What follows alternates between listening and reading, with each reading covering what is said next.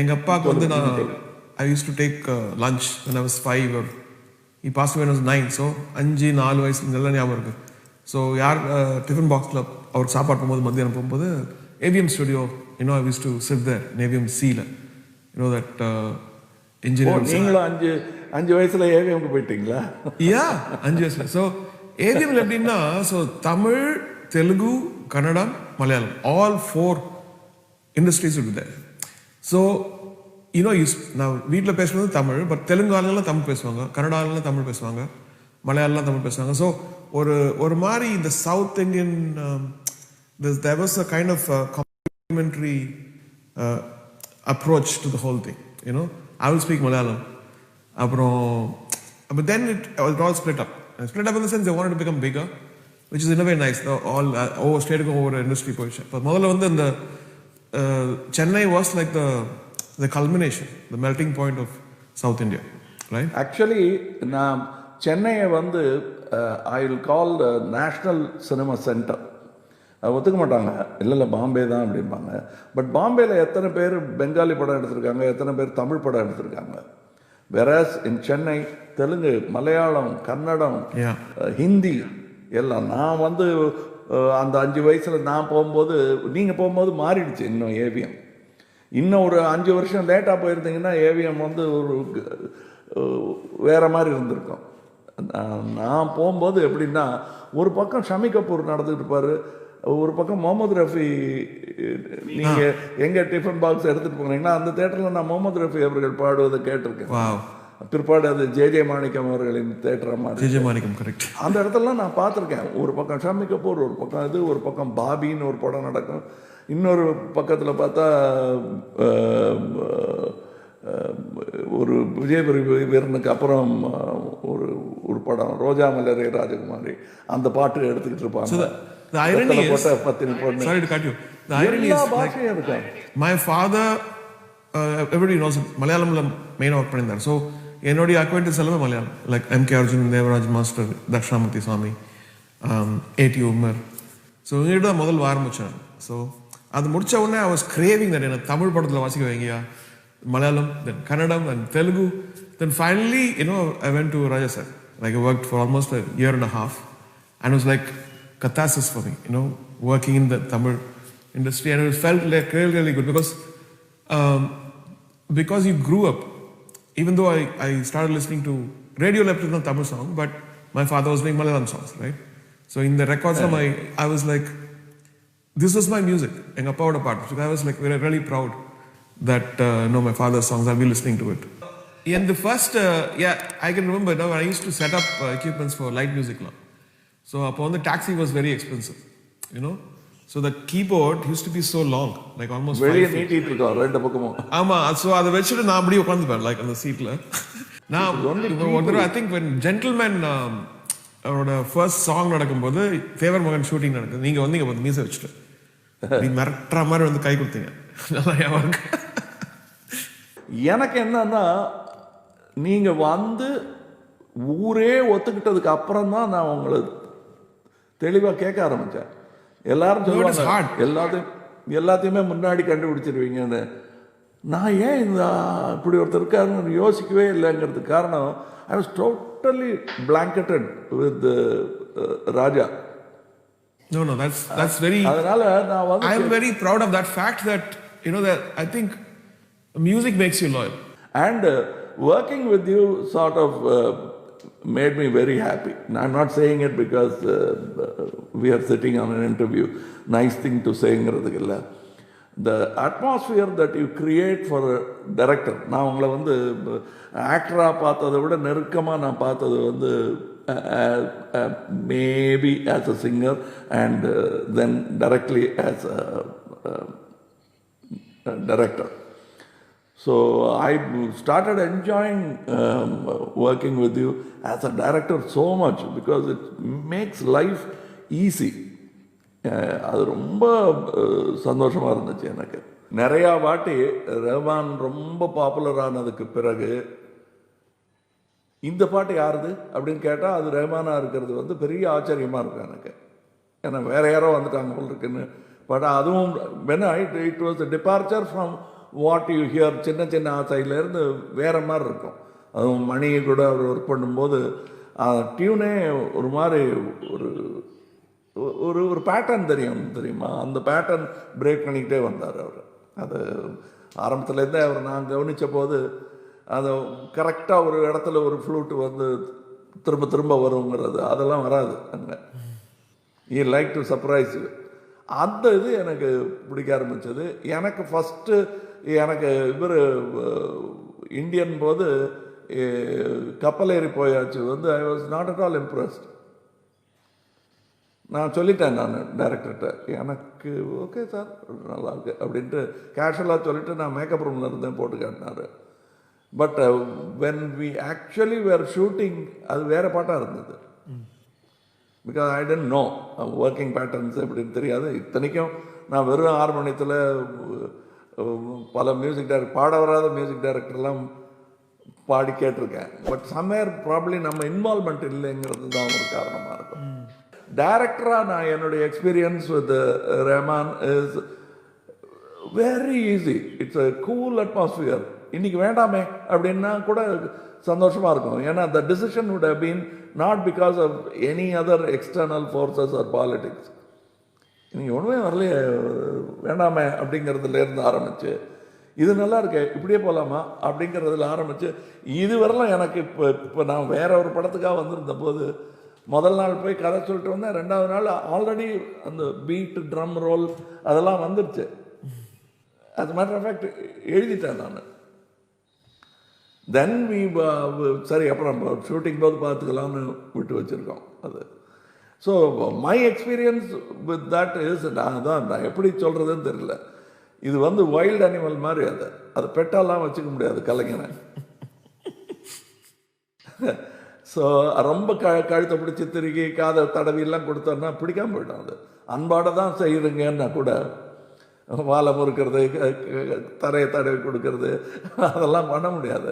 So I think அப்படிதான் the music or any art like even script writing ரொம்ப force பண்ணா I think it's a lot of things to do with the physicality also. Like sometimes you don't feel like ரொம்ப தலைவலிக்கிற மாதிரி இருக்கும். then sometimes you're hungry, sometimes you're sick. அந்த டைம்லலாம் we abuse our body. I think it will just take நிறைய நாள் ஆகிடும். ஒரு 10 நிமிஷத்தில் பண்ணுற வேலை ஒரு மாதம் வரைக்கும் போய்ட்டு ஒரு மாதிரி ஒரு வெறுப்பு வந்துடும். அந்த வெறுப்பு வராமல் ஏன்னா நான் இப்போ தேவர மகன் எழுதும்போது எனக்கு there was a challenge thrown at me by my friend. எழுதி கூட இல்லைன்னா அந்த படத்தை விட்டு போயிடுவேங்கிறாரு என் ஃப்ரெண்டு டைரக்டரு. அப்படியா இரு வரேன்னு சொல்லிட்டு அந்த மாதிரி ஏதோ ஒரு சார்ட் ஆஃப் ப்ரெஷர் இருந்தது. That was very childish game we were playing. நான் எழுதி காட்டுறேன் பாரு அப்படின்ட்டு 7 days it took me to write the whole script. இந்த ஃப்ளோ இப்போ திருப்பி என்ன 7 நாளில் ஒவ்வொரு ஸ்கிரிப்ட் எழுதுன்னா முடியாது என்னால். சில இது 1 வருஷம் ஆகுது, சில ஸ்கிரிப்ட் எழுதுறதுக்கு 3 மாதம் ஆகுது, சில ஸ்கிரிப்ட் ஒரே மாதத்தில் எல்லாம் ரெடியாக வந்துடுது. But you can't push me. என் பணத்தை பட்டி பட்டியாக வச்சா கூட நடக்காது வேலை. அது தட் ஐ ரியலைஸ். அது சொன்னால் புரியாது நம்ம இண்டஸ்ட்ரியில் இருக்கிறவங்க. I think கொடுத்துட்டேன் I think you're both a commercial artist. You're both a commercial artist and a real artist, right? That's why I feel like there's a fight always between both. Like the expectations of a இப்போ normal ஜனங்க வந்து ஒரு எக்ஸ்பெக்டேஷனா ஒரு பயங்கரமான hit கொடுக்க போறாரு, but அவர் பயங்கரமான சாட்டிஸ்ஃபேக்ஷனாக ஒரு படம் பண்ணேன். இது ரெண்டுமே ஒரு there's a difference. Sometimes ரெண்டுமே ஒண்ணாமையா, sometimes there are two different things இல்லையா? And I think as I told you there is a certain amount of apathy in the audience. அவங்களுக்கு they are so busy with their life. கமல்ஹாசனாவது ரஹ்மானாவது என்னையாவது ஏதாவது கொண்டு வந்து காட்டுங்க, மூஞ்சிக்கு நேரம் காட்டுங்க, அப்போ தான் எனக்கு தெரியுன்ற மாதிரி ஒரு ஃபீலிங் இருக்கும். அது that happens. But none what we enjoyed, நாம் என்ஜாய் பண்ண எதுவும் வீண் போகாது. அது ஆனஸ்டாக ரஹ்மான் என்ஜாய் பண்ண மியூசிக் பாப்புலர் ஆகாமல் போகவே போகாது. டைம் ஆகும், நாளைக்கு ஆகும். Sometimes உடனே அக்செப்ட் ஆகுது, sometimes it takes 10 years 20 years. அவ்வளோதான். இப்போ நான் அந்த ஹேரான் பற்றி சொன்னேன்ல, கிட்டத்தட்ட ஃபியூனரல் ஹவுஸ் மாதிரி இருந்தது என் வீடு. அது ரிலீஸ் ஆன உடனே வெல் விஷர்ஸ் பெஸ்ட் ஃப்ரெண்ட்ஸ் எல்லாம் வந்து அப்படியே தலையை கீழே குனிஞ்சிக்கிட்டு பணத்து முன்னாடி தில் சே பண்ணும்போது இந்த மூவி நார்த்ல வந்து சரியா போல இருக்கு. And we all felt like இவ்வளோ நல்லா இருக்கு. The end வந்து they didn't respond to it, so they were trying to pull it down. Then recently நான் வந்து ஹாலிவுட்ல அதான் ரீசெண்ட்ல லைக் 9 years பேக் ஒவ்வொரு ஸ்டுடியோ என்னோட ஏஜென்ட் கூப்பிட்டு போனார் like to introduce me. And எல்லாரும் வினோ ஏஆர் பண்ணும்போது வெளியே வார்னர் பிரதர்ஸோ ஏதோ ஒரு ஸ்டுடியோலேருந்து வெளியே வரும்போது ஒரு one white lady just rushed, she ran from summer. எதுக்கு வராங்கன்னு பார்த்தா please tell Mani Ratnam I saw Dil Se 40 times. So certain movies have a different value. They understand it much later. And Dil Se music வந்து it's got a trip, ஒரு சூஃபி trip மாதிரி ஒரு அப்படி தலை ஆடுற ஒரு இது இருக்கு. And I think that song we did together which people have not heard also have that kind of trip. ஒரு சின்ன வாய்ஸ் இஸ் லைக் டிஜிரிடு மாதிரி பாடுறாங்க. So how did you start learning music? அது வந்து I'm talking ஃபர்ஸ்ட் அப்பா music டைரக்டர்ங்கிறதுனால வீடு நிறைய music இருந்திருக்கும். I think when did you I keep telling எல்லாருக்கும், அதாவது நம்ம யூஸ்வலி மியூசிக் கற்றுக்கிற அந்த ஸ்டேஜ் எப்போனா அந்த காலத்தில் அப்போ 19-20 ஸ்டடீஸ்லாம் முடிச்சுட்டு அண்ட் எனக்கு வந்து அந்த ஹோல் ஒரு 10 years earlier எல்லாம் அமைஞ்சது because my father passing away. So I had that experience who I was playing with 40 வயசு 50 வயசு ஜாம்பவான்கள் அப்போ like Carnatic musicians TR Pappa, L Krishnan, MSV sir, like இவங்க கிட்டலாம் ஒர்க் பண்ணும்போது ஆல் இண்டியா ரேடியோவில் டிவியில். ஸோ அந்த பயம் லைக் இன்னவே லைக் மைக்கேல் ஜாக்சன், அப்படி Michael Jackson earlier he finished all the stuff. அப்புறம் when he started doing things he cut all the cliches out and he wanted to do something unique. And அந்த zone எப்போ வந்துச்சுன்னா கரெக்டாக மணி sir வரும்போது அந்த zone I don't want to do that. I don't want that money to do a commercial movie. I want to do something special. இல்லைன்னா படம் பண்ணணும்னு அவசியம் இல்லை எனக்கு. I'm doing jingles, I'm earning enough money.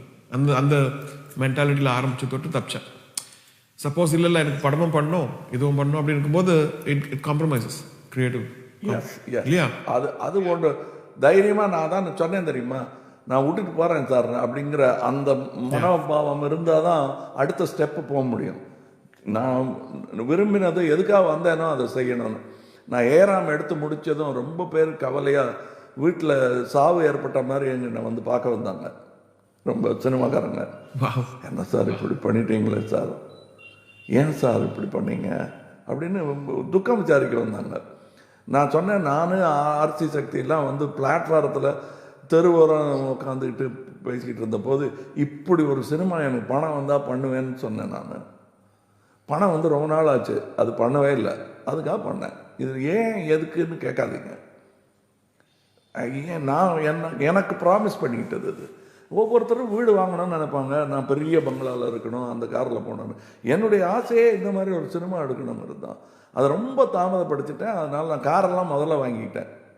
as a matter of fact the truth is that எனக்கு car வாங்குற அளவு பணம் வந்தபோது எனக்கு பத்தாது, கார்லாம் முக்கியம் இல்லை, இன்னும் கொஞ்சம் சேர்த்து வைக்கிறேன். எதுக்கு சேர்க்குறேன்னாங்க.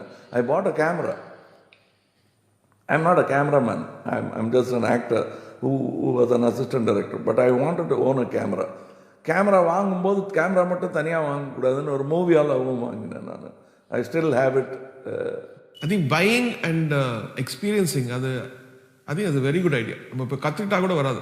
ஒன்று வாங்கிட்டு அதை வந்து you might have taken 4x time but still learning, having something and learning is. உங்களோட இதில் மியூசிக் ஹாலுக்கு நான் வரும்போது வீடு உங்கள் பழைய எக்யூப்மெண்ட் எல்லாம் செவத்தில் இருக்கும்.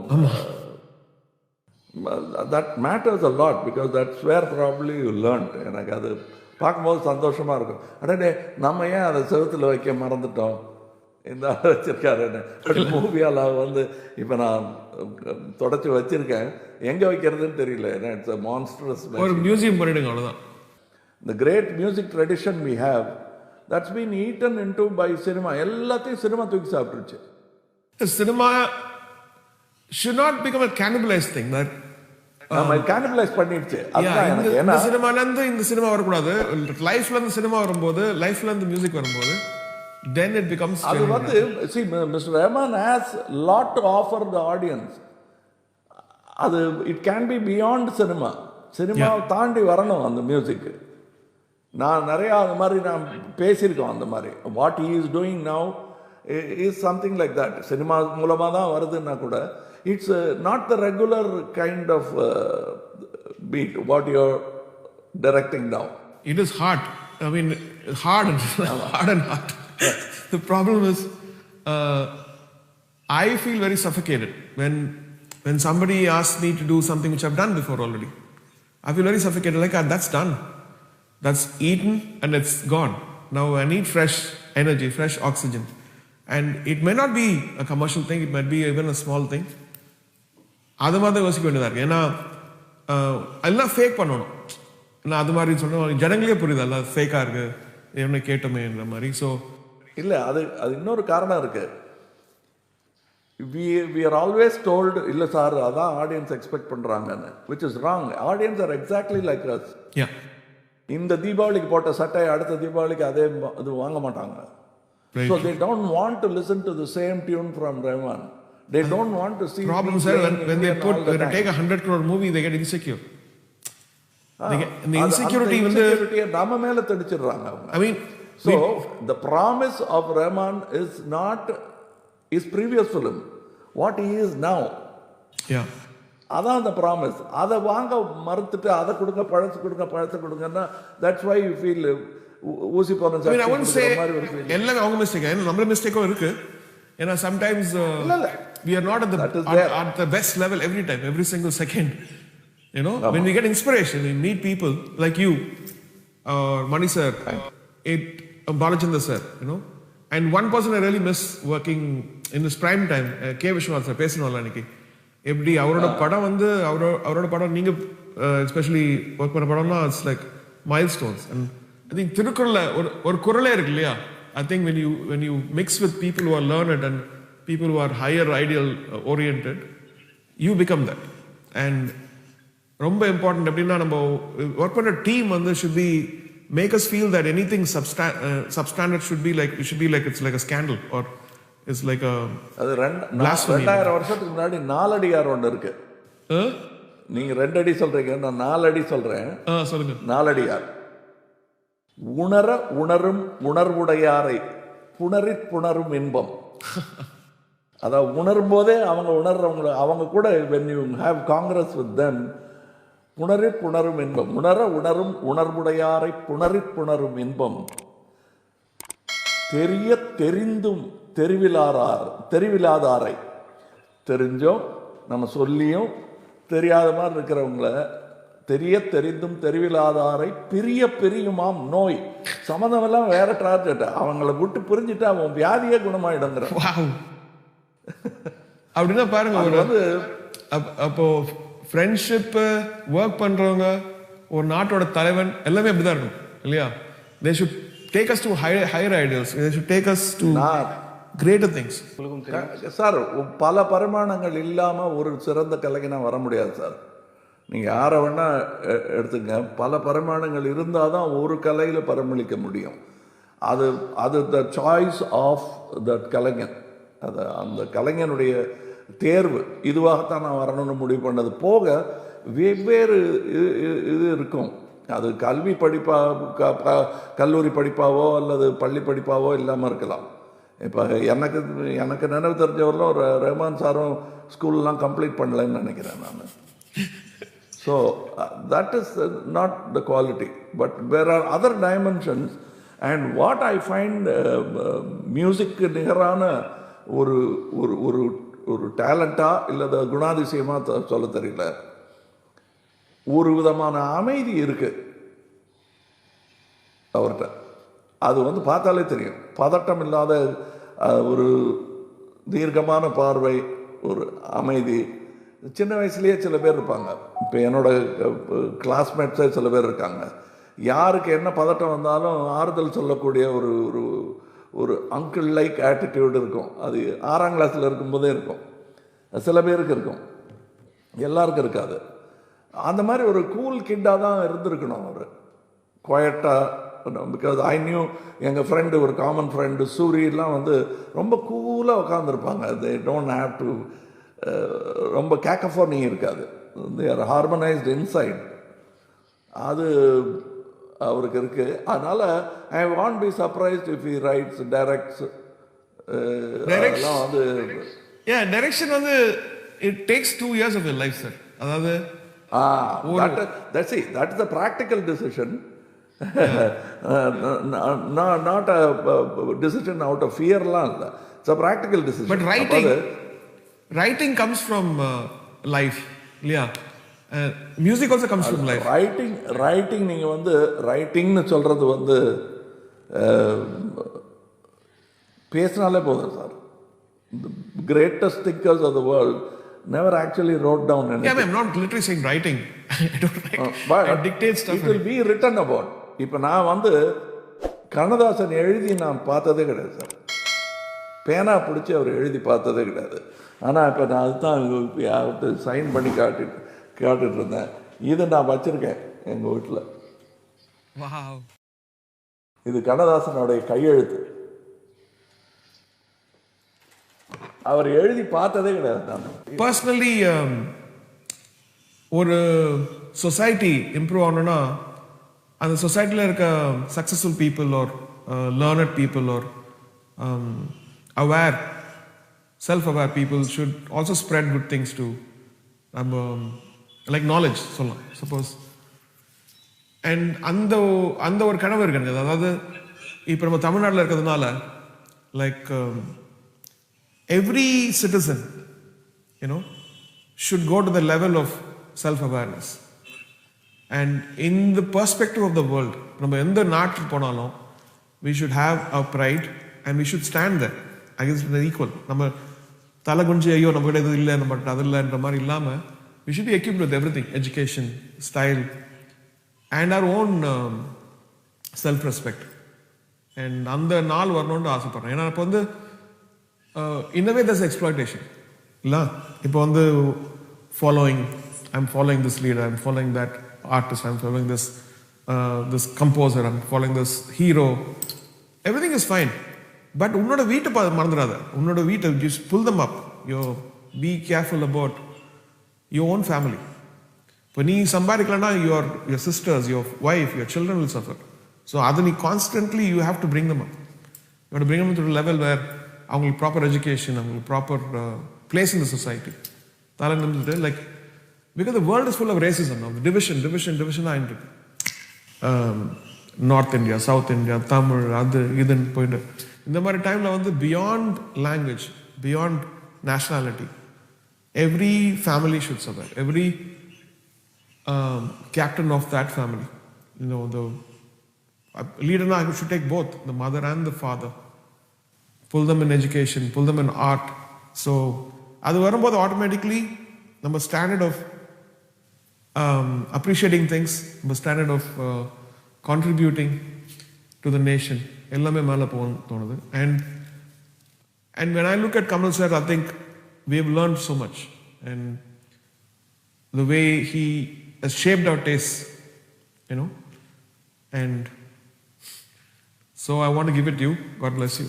First, thank you Rahman for whatever you said. அது தேங்க்யூங்கிறது வந்து ஃபார்மல் தேங்க்யூ இல்லை.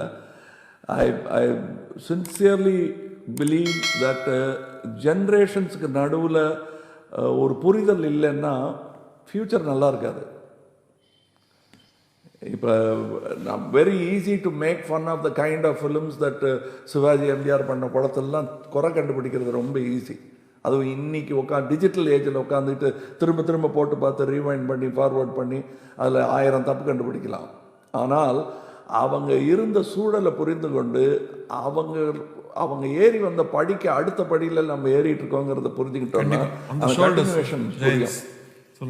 We are the continuous part of their journey. நான் சிவாஜி சாரோட பேசும்போது ரொம்ப ஒரு கான்வர்சேஷனில் அப்படியே வந்தது. நான் இதெல்லாம் நினச்சிருந்தேன்டா பண்ணணும் அப்படின்னு சொன்னார் அவர். நான் தான் சொன்னேன், எந்த கலைஞனும் has only time to rehearse. அரங்கேற்றது வந்து அடுத்த தலைமுறை தான் அரங்கேற்றம். ஏன்னா சின்ன சின்ன கனவுகள் அன்றாட கூலிக்காக நம்ம பண்ணுறது கணக்கே கிடையாது. When you think beyond that thing and you imagine it, your life might be too short to complete it. But if you pass it on, it will be completed. Your dreams will come true. It may not be through you. Yeah. It will be after. அதனால தான் I feel that the communication between generations, ஜென்ரேஷனுங்கிறது இன்னைக்கு 10-15 வருஷம் தான் கணக்கு. அதுக்கு 30-40 கிடையாது. So, but that is very important. That and what you said about the family அப்படின்னு சொன்னீங்க இல்லையா, அந்த சூழலில் ஒரு கலைஞனை வைக்கலைன்னா, என்னுடைய நண்பன் தசரதனுக்கு அவன் பெரிய டைரக்டராக உங்களோட உட்காந்து கம்போஸ் பண்ணி ஒரு பெரிய படம், ஒரு சங்கரா கூட வந்திருக்க வேண்டியவன். ஏன்னா அவ்வளோ நாலேஜ் இருந்தது அவருக்கு. ஆனால் அவருடைய சூழல், அவர் வளர்ந்த ஏழ்மை, அதிலிருந்து தப்பிச்சு வர தெரியல அவருக்கு.